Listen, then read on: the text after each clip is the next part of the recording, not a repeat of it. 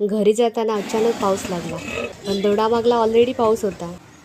T यायला वेळ होता म्हणून हनुमानच्या मंदिरात जाऊन आले. तेवढीच एक मनाला शांती. वाटेत जाता जाता यांची गँग दिसली. पाणी अगदीच कमी झालेलं, पण वाहलेलं पाणी पुन्हा व्हायला लागलं. ते पण या अचानकच्या पावसामुळे. आणि ते पण थोडं बिडं नाही, बघा किती ते.